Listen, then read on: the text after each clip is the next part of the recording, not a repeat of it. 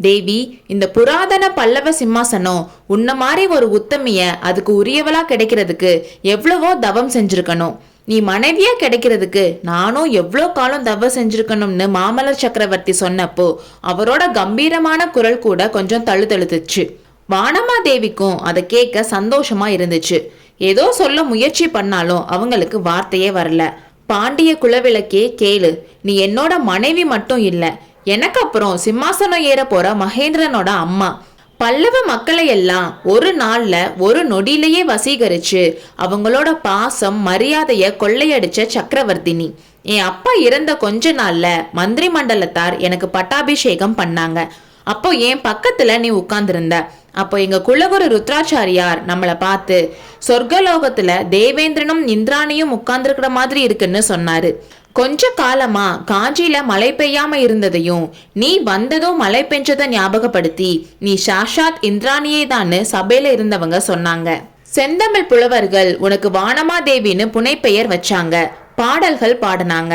அன்னைக்கு இருந்து எல்லாரும் உன்னை வானமாதேவினும் இந்திராணினும் பெருமையோட சொல்லிட்டு வராங்க. அப்படிப்பட்ட உன்னை இந்த பல்லவ சிம்மாசனத்துல இருந்து இறக்கி விடுற உரிமை இந்த உலகத்துல யாருக்குமே கிடையாதுன்னு சொன்னாரு. சுவாமி, இந்த பல்லவ சிம்மாசனத்துல மட்டும்தான் நான் உரிமை இருக்கிறவ, உங்களோட இதய சிம்மாசனத்துல எனக்கு இடம் இல்லைன்னு கேட்டான். இந்த கேள்விய கொஞ்சம் கூட மாமல்லர் எதிர்பார்க்கல.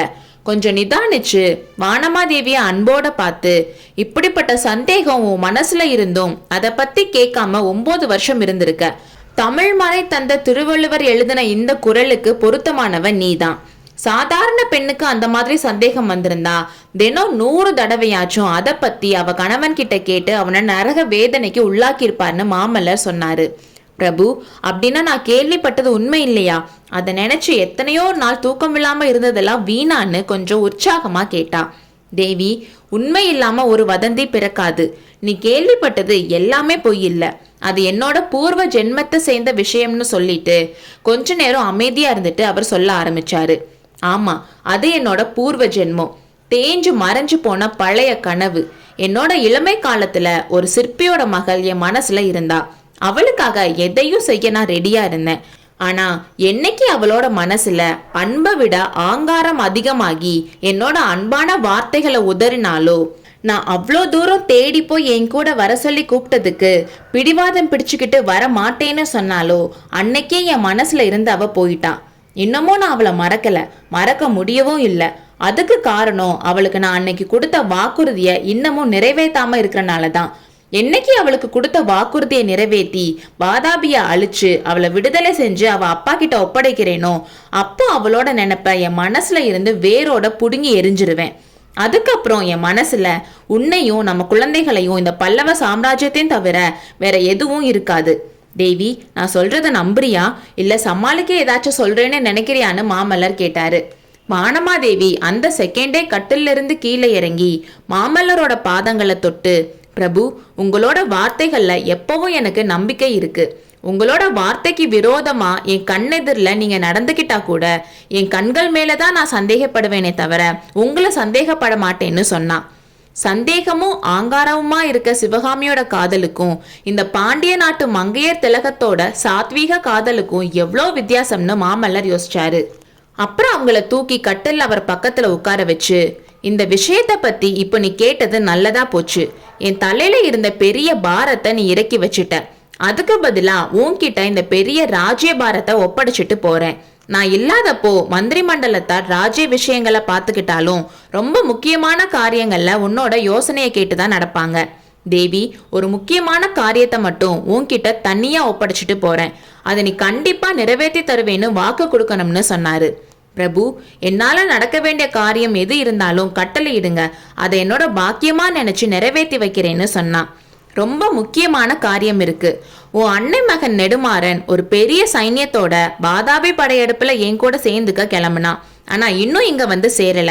வராக நதிக்கரையில உடம்பு சரியில்லாம இருக்கிறதாவும் 1 வாரத்துல காஞ்சிக்கு வந்துடுறதாவும் அது வரைக்கும் அவனுக்காக காத்திருக்கணும்னு ஓலை அனுப்பியிருக்கான். அப்படி என்னால அவனுக்காக வெயிட் பண்ண முடியாது. நம்ம குரு பார்த்து சொன்ன நாள்ல நான் கிளம்பியே ஆகணும்.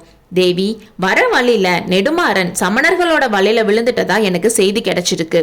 சமணர்கள் எப்போ என்ன பழி தீக்கலான்னு இருக்காங்கன்னு உனக்கும் தெரியும்.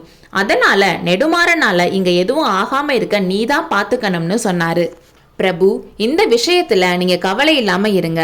என் பிறந்த இடத்த சேர்ந்தவங்கனால உங்களுக்கு எதுவும் நடக்க விட மாட்டேன்.